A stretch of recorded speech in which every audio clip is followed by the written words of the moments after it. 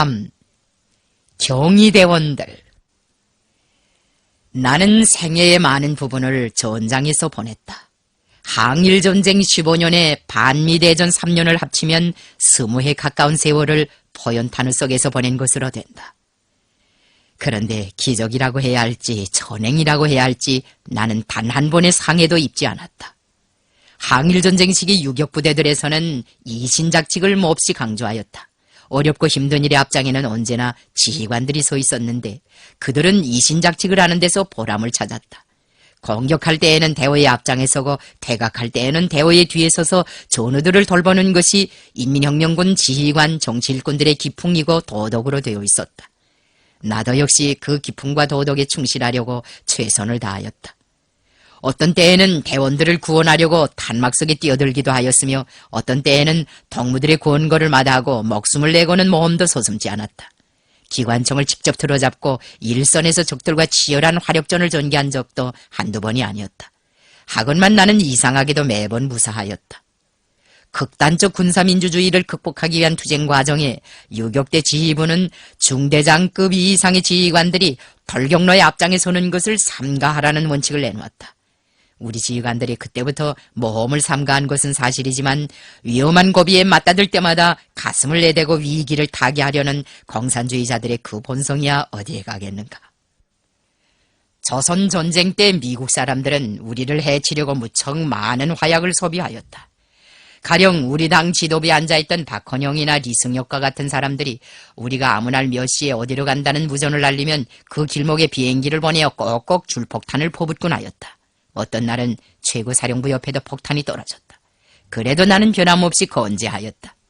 우리가 3인복을 입고 길림이여 장춘이여 할빈이여 가련이여 하고 돌아다니면서 지하활동을 하던 시기에는 권총과 권봉으로 무장한 터드성원들, 조선혁명군 대원들, 공청원들, 반제청년동맹원들, 소년탐험대원들이 나를 보호해 주었다.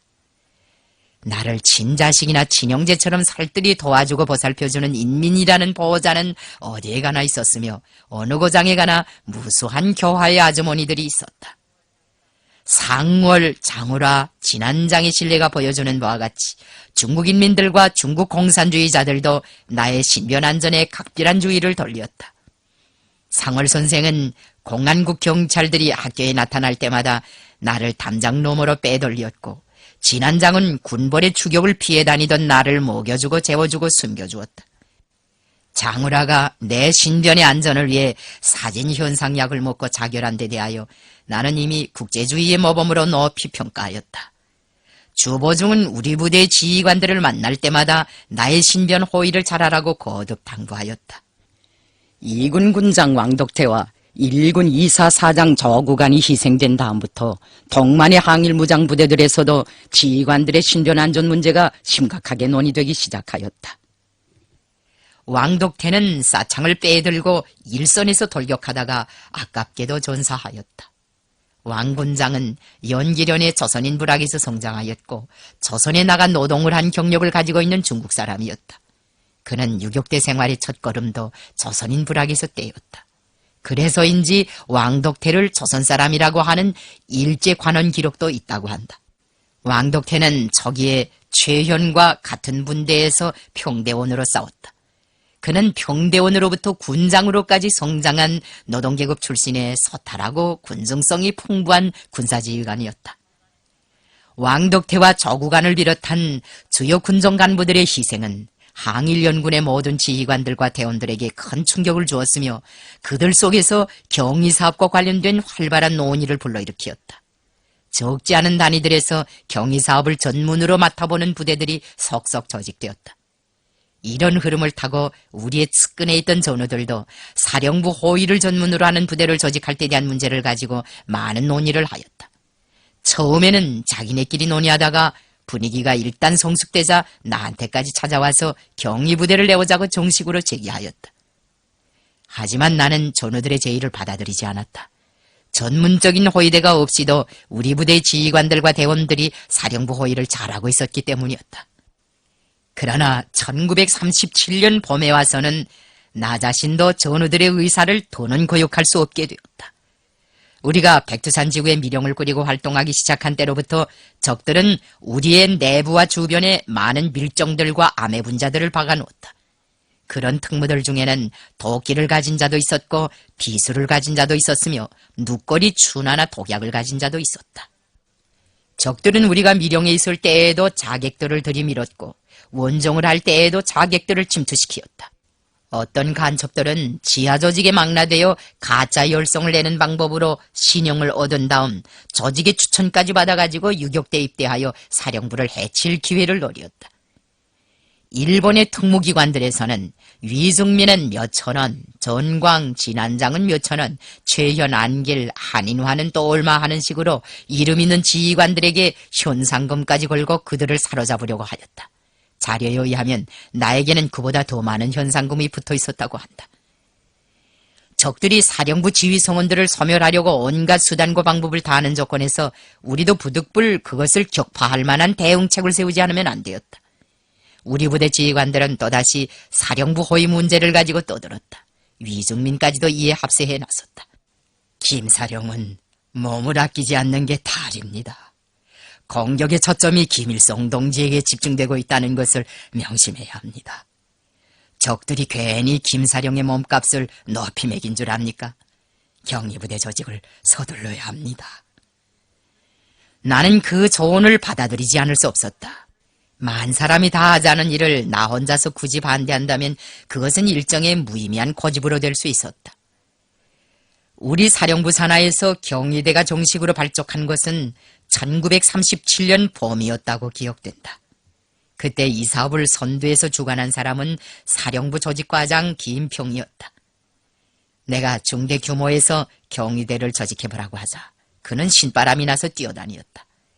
하룻밤 사이에 인원 선발도 끝내고 지원은 경리중대가 갖춰야 할 무기명세까지 다 짜놓았다. 나는 조직과장이 만든 경리중대원 명단을 보고 그것을 반대하였다. 그 명단대로 하면 각 중대들에서 핵심이라고 할 만한 쩔쩔한 사람들은 다 경리중대에 망라되게 되어 있었다.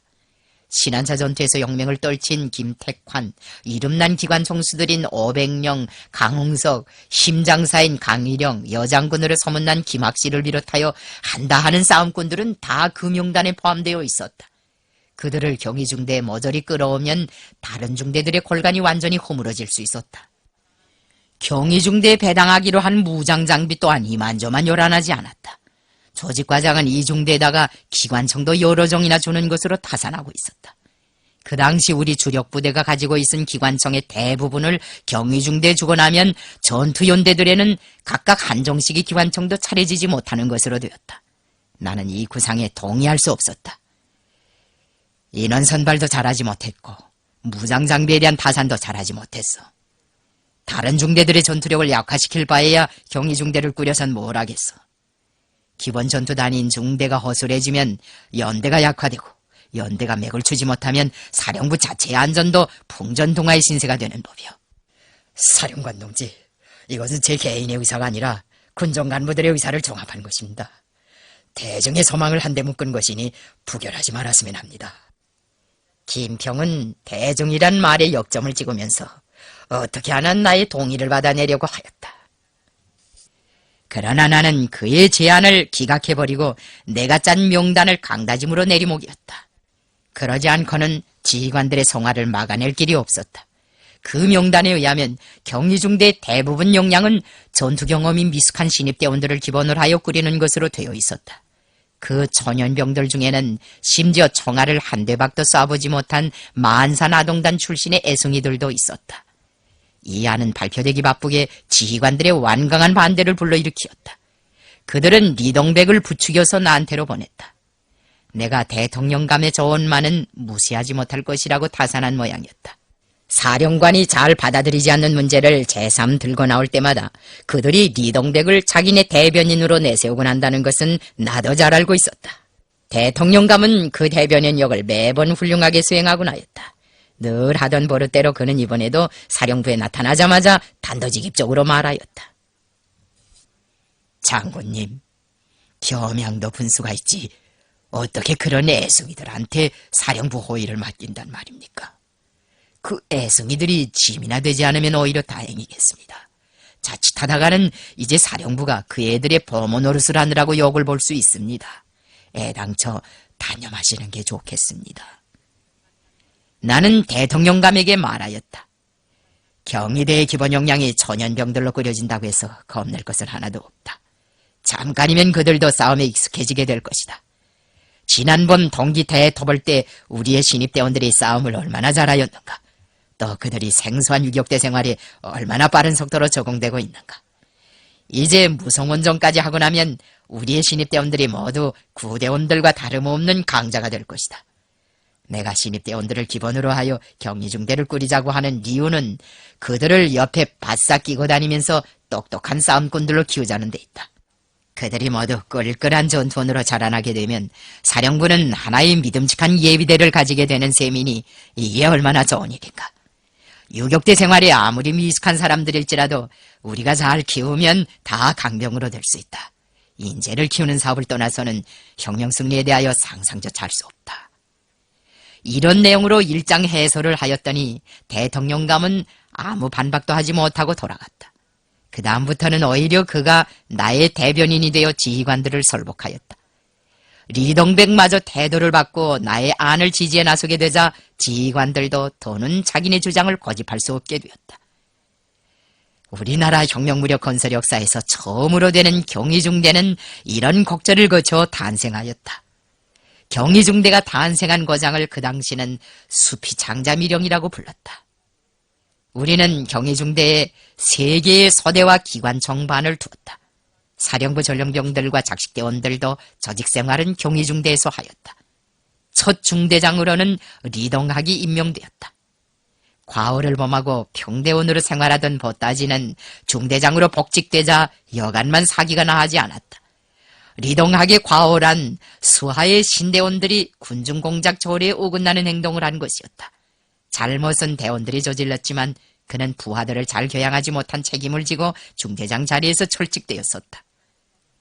경희중대가 조직된 날 리동학은 대원들 앞에서 기관총 연발 사격을 해야 되는 것과 같은 빠른 말씨로 훈시를 하였다. 우리 중대의 기본 임무는 무엇인가? 그것은 사령부를 잘 호위하는 것이오. 우리의 혁명 선배들은 6.29 시절부터 장군님을 잘 호위하였어. 그들이 오늘은 우리에게 계주봉을 넘겨준 셈이오. 그런데 우리 형편은 어떤가? 다 신대원들이 아니면 애숭이들이오. 나는 우리가 사령부를 호위하는 것이 아니라 사령부가 도리어 우리를 호위하게 될까봐 걱정이오. 내가 호소하고 싶은 것은 이 한 가지뿐이오. 사령부가 우리를 호위하게 하지 말고 명실공히 우리가 사령부를 호위하자는 것이오. 보따지의 이 연설이 경희대원들에게 깊은 인상을 남겼다고 한다. 그러나 일부 대원들은 중대장이 대원들을 너무 얕잡아 보는 것 같아서 기분이 좀 온전하지더라는 말도 하였다. 그렇다고 하여 리동학이 연설을 너무 과격하게 하였다고 탓할 수는 없었다. 보따지 걱정은 공연한 것이 아니었다. 초기의 경희중대 실태를 그대로 말한다면 얼마 동안은 우리가 그들을 호위했다고 말하는 것이 옳을 것이다. 경희중대는 사령부를 호위하는 기본 임무와 함께 한개 전투단위로서의 임무도 동시에 수행하였다. 그 과정에 경희대원들은 하루가 다르게 성장하였다. 경희중대의 애숭이들은 우리에게 걱정을 끼치지 않으려고 매사에 처신을 어른스럽게 하였다. 그들이 제일 싫어하는 것은 인격상으로 자기들에게 성인 대접을 해주지 않는 것이었다. 언젠가 리동학이 공식석상에서 자기 중대에 소속되어 있는 만산 출신의 아동단원들을 보고 햇병아리들이라고 말한 적이 있었다. 그 말을 들은 경희중대의 애숭이들은 모두 실망을 금치 못하였다. 김정덕은 저녁밥도 먹지 않고 시무룩해 있었다. 그는 만산에서 데리고 온 수십 명의 소년들 중에서도 제일 어른 티가 나고 행동거지가 숙성한 대원이었다. 나는 그가 저녁도 먹지 않고 덤덤히 앉아있는 것을 보고 이렇게 물었다. 너의 밥도 먹지 않고 그러고 있느냐? 혹시 누구하고 말다툼이라도 한 게 아니냐? 아닙니다. 중대장 동지가 우리를 햇병아리들이라고 하였습니다. 그래서... 김정덕은 말끝을 흐리면서 얼굴을 붉히었다. 나는 그의 천진스러운 대답에 그만 소리를 내어 크게 웃고 말았다. 햇병아리란 소리가 그렇게도 듣기 싫더냐? 그거야 너희들이 귀여워서 하는 말인데. 중대장 동진 귀여워서만 그러는 게 아닙니다. 사실 병아리들은 병아리들이니까요. 이런 풋병아리들이 어떻게 사령부를 보위해드립니까? 저도 정말 야단났구나 하는 생각이 듭니다. 결국 김정덕이 우울해한 것은 리동학의 말대로 자기네가 사령부 호위 중책을 훌륭히 수행해내지 못할 것 같은 위구심 때문이었다. 나는 김정덕을 바라보면서 네가 벌써 어른이 다 되었구나 하는 생각을 하였다. 하기는 그의 나이가 17살이었으니 어리다고만 보아서는 안 되었다. 말이 났으니 말이지.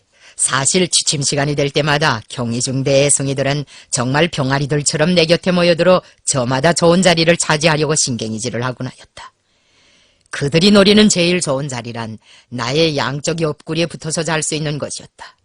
그 당시 나에게는 머퍼가 한 장밖에 없었다. 그래서 그 애송이들이 양옆으로 몰려와서 다가붙으면 잠자리가 여간 불편하지 않았다.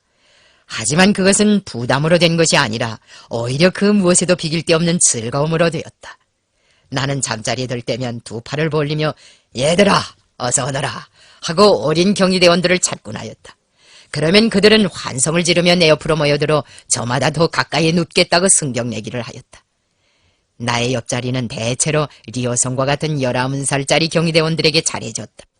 나는 리어성인의 또래에게 그런 특전을 베풀면서도 모든 아이들이 누구나 다 한 번씩은 내 곁에서 잘 수 있도록 매일 잠자리를 바꾸게 하였다. 내가 혹시 순서를 헛갈려서 어느 한 아이에게 공평치 못한 혜택을 베풀면 항의를 하느라고 야단들이었다.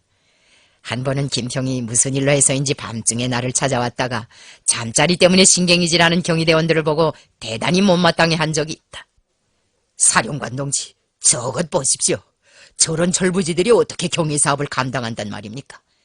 저 애들이 사령관 동지 앞에서 저렇게 버르장머리 없이 행동하는 것을 보면 경희사업은 고사하고 아무짝에도 쓰지 못할 것 같습니다. 역을 많이 해서 좀 버릇을 떼줘야 하겠습니다. 그는 곱지 않은 눈으로 경희대원들을 쏘아보았다.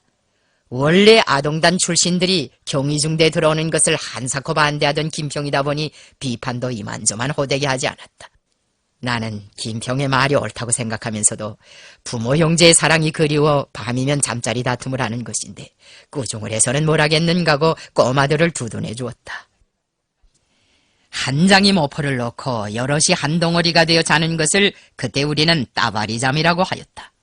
10여 명이 발을 모포 속에 밀어넣고 따바리 모양으로 빙 둘러 누워서 자는 잠이었다. 덮을 것이 늘 모자라고 한재서 자야 하는 유격대 생활에서는 경희중대 애송이들이 고안해낸 이 따바리잠이 매우 실용적이었다. 해방 직후 힐산 쪽에 나가서 지방공작을 하던 리어성이 사업보고를 하려고 나를 찾아온 일이 있었다. 그 당시에 우리 숙소는 지금의 당창건 사적관이 자리 잡고 있는 해방산 기슭에 있었다. 나는 그 숙소에서 얼마 동안 우리 동무들과 함께 산에서처럼 공동 숙식을 하였다. 지방공작을 하는 동무들이 평양에 오면 그 숙소로 꼭꼭 찾아오곤 하였는데 리어성도 상례대로 내 앞에 나타났다. 취침 시간이 되자 투사들은 이불을 피우기 시작했다.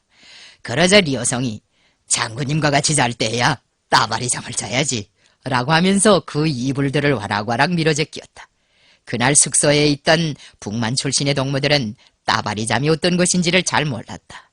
리어성은 내 팔을 잡아 끌며 장군님 오늘 밤만은 백두산 시절처럼 따바리 잠을 자보시지 않겠습니까? 하고 물었다.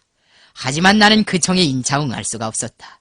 따바리 잠을 자자면 부득불 숙소의 모든 투사들을 따바리 속에 다 끌어들여야 하는데 그들이 그런 노죽을 달가워하겠는가 하는 생각이 들어서였다.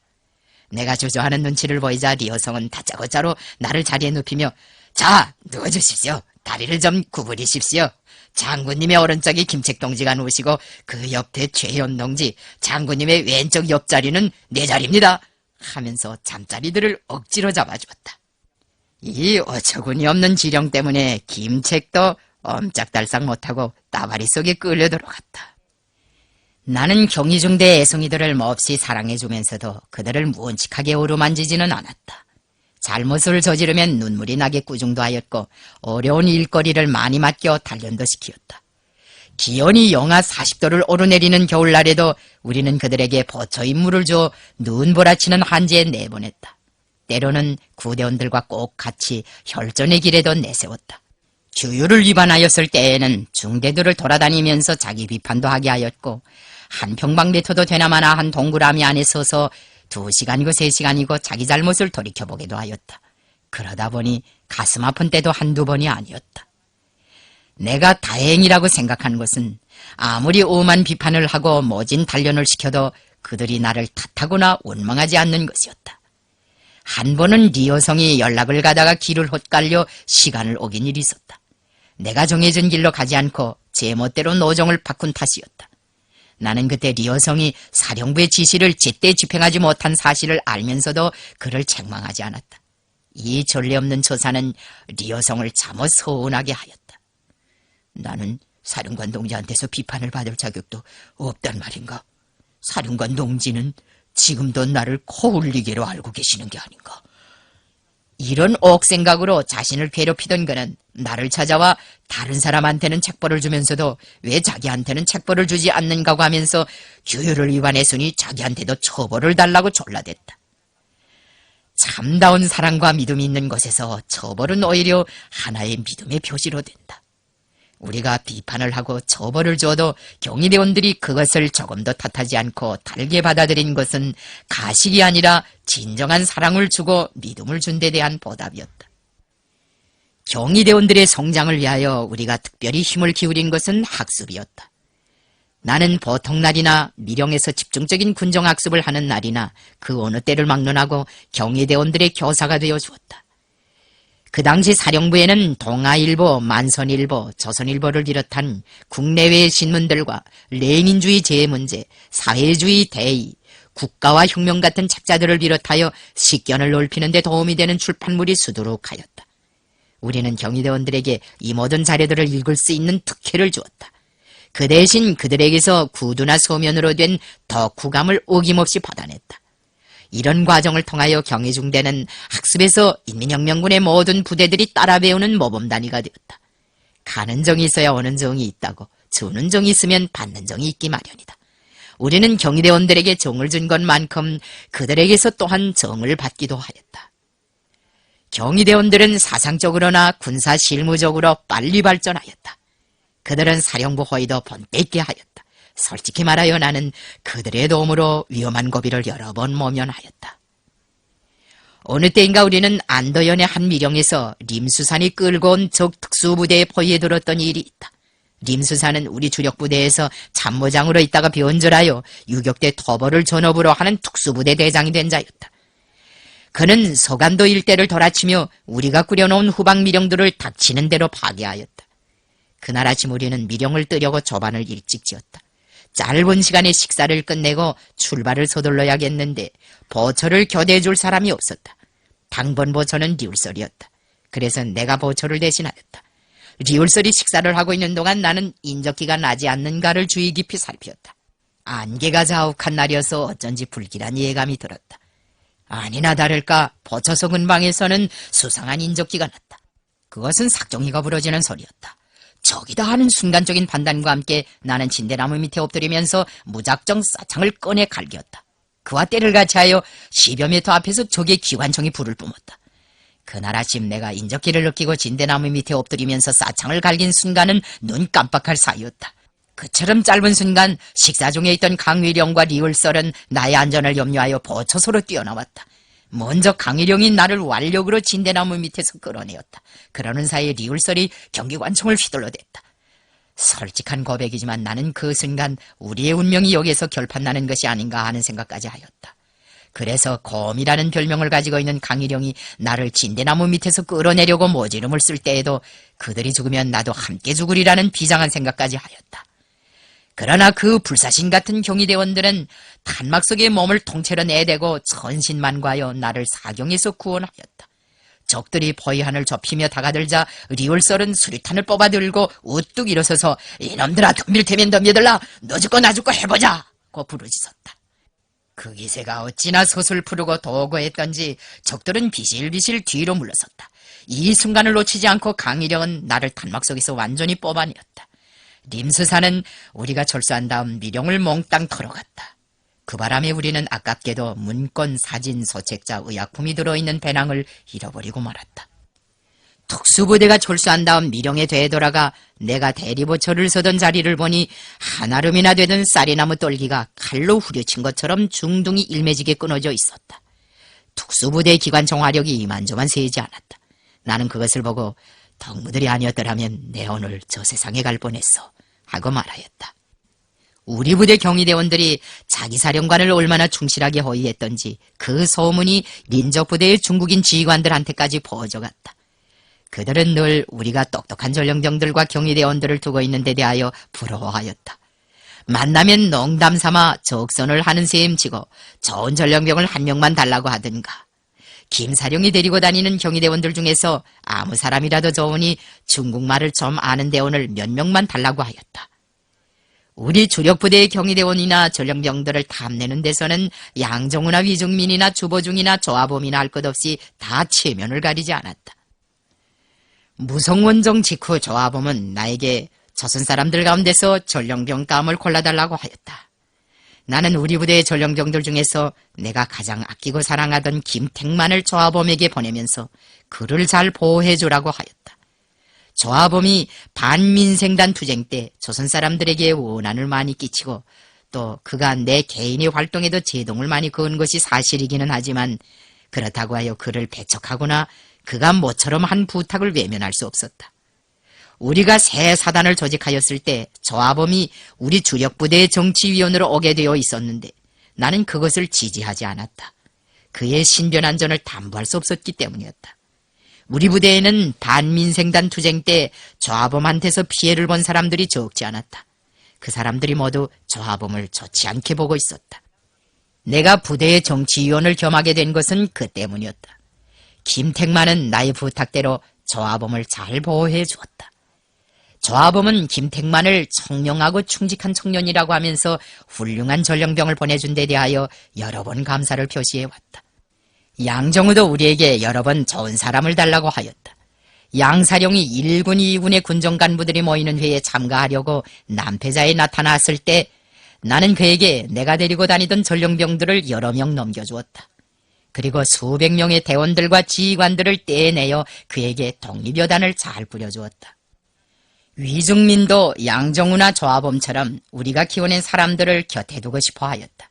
그가 너무도 간절하게 조선인 경위대원들을 요구하기에 나는 황정혜와 백항림을 보내주었다.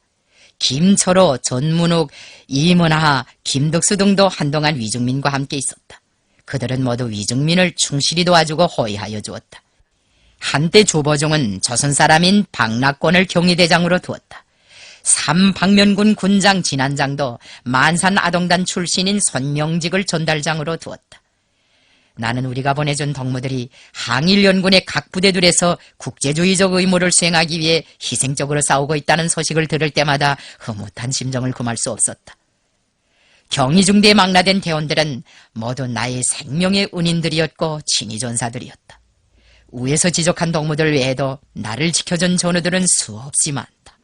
김훈신, 최원일, 김학성, 한익수, 전문섭, 김홍수, 최인덕, 최금산, 조명선, 지봉선, 김봉석, 리학성, 리두익, 오재원. 그들의 이름을 마음속으로 외우면 수천수만 갈래로 뒤엉킨 지난날의 사연들이 추억 속에 저절로 어려온다. 첫 경위중대장 리동학은 연대장으로 승진된 후 1938년 말경에 전장에서 장렬하게 희생되었다. 리동학의 후임으로 경위중대장이 된 리달경은 원래 사사에서 기관총수로 있던 사람이었다. 그는 백발백중의 명사수였다. 어찌나도 총을 잘 쏘았던지 리달경이라면 모르는 사람이 없을 정도였다. 그는 경위중대의 정치지도원으로 얼마간 있다가 리동학이 연대장으로 소환되어 간 다음 중대장으로 임명되었으나 한 달도 못 되어 전사하였다. 리달경 다음으로 경위중대장을 한 박수만도 참으로 용감한 사람이었다. 그는 쌍산자 전투에서 나에게로 집중되는 적의 화력을 다른 데로 돌리기 위하여 기관총 사수를 데리고 이것저것 자리를 옮겨가며 싸우다가 흉탄을 맞고 그 후과로 운명하였다. 경의중대의 초대 중대장인 리동학으로부터 4대 중대장인 500명에 이르기까지 사령부 호위를 위해 복무한 모든 중대장들이 다 나를 위한 일이라면 그 어떤 고행도 마다하지 않은 사람들이었으며 나의 명령 지시를 관철하기 위해서라면 물불을 가리지 않은 충실한 전우들이었다.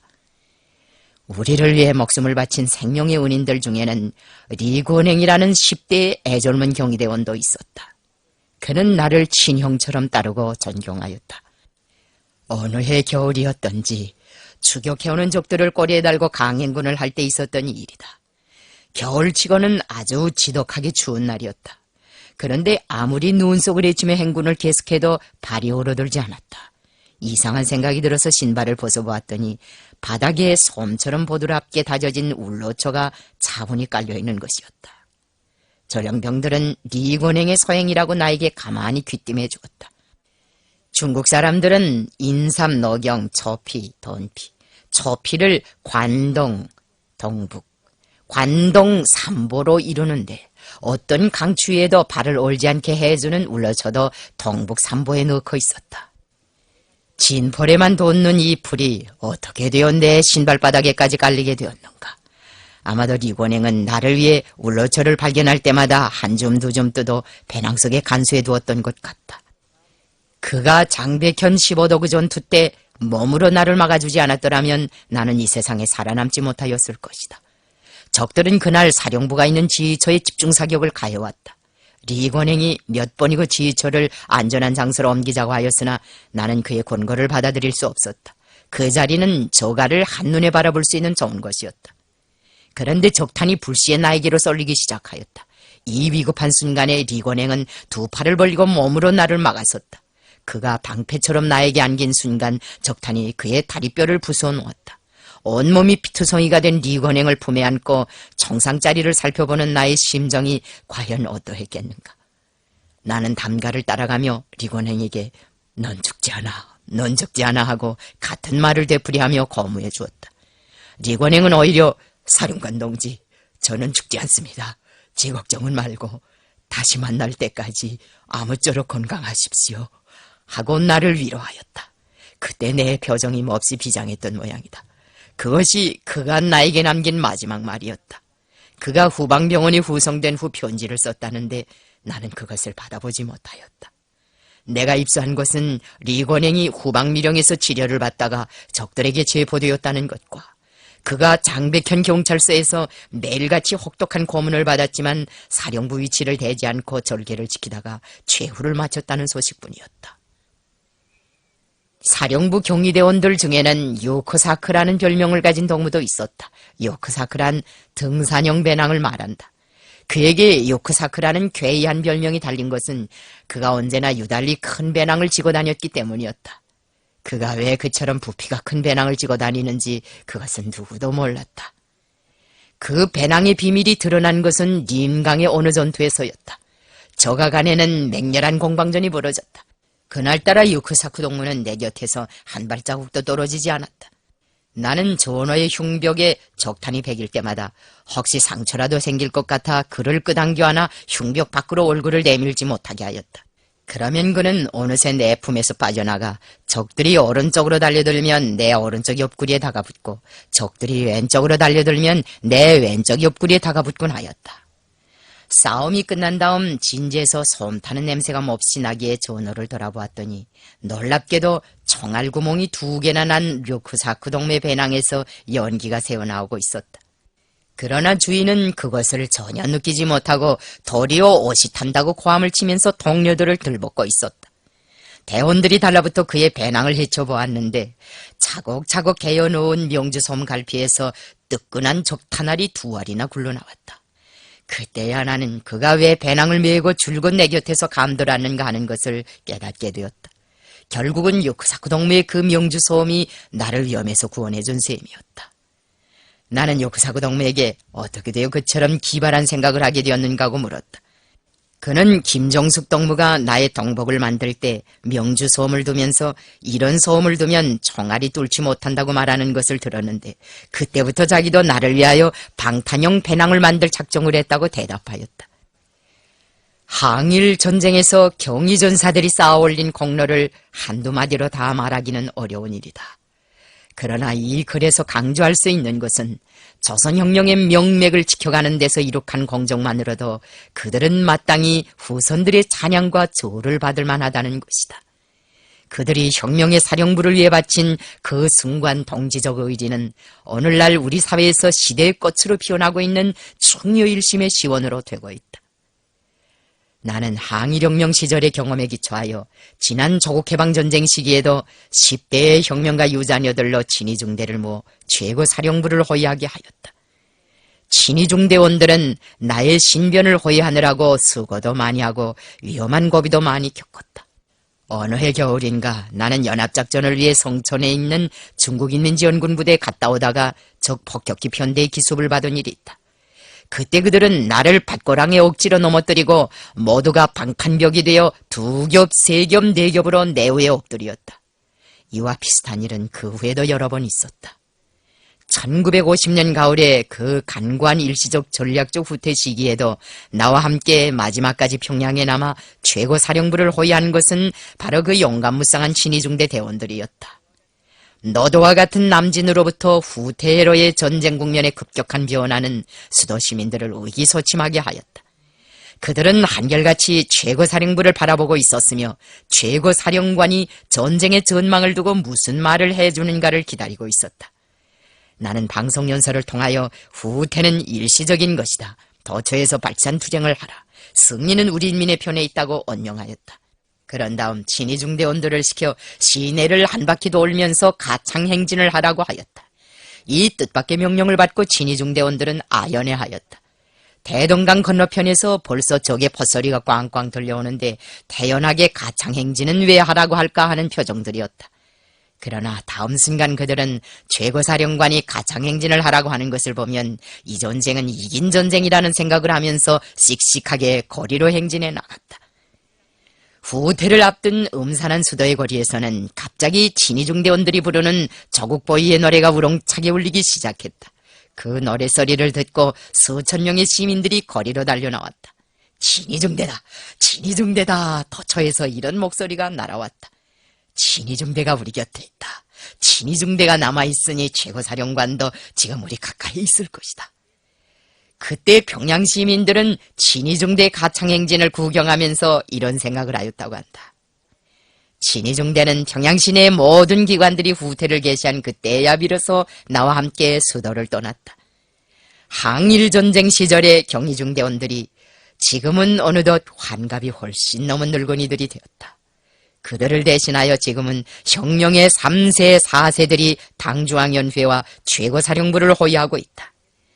세대는 바뀌고 있으나 새로운 경위중대 친위전사들은 끊임없이 자라나고 있다. 그것이 몇만 몇십만인가를 구태여 헤아릴 필요가 있겠는가. 온 나라 군대와 인민이 모두가 경위대원이 되고 친위전사가 되어 당과 혁명을 보위하고 있는 것이다.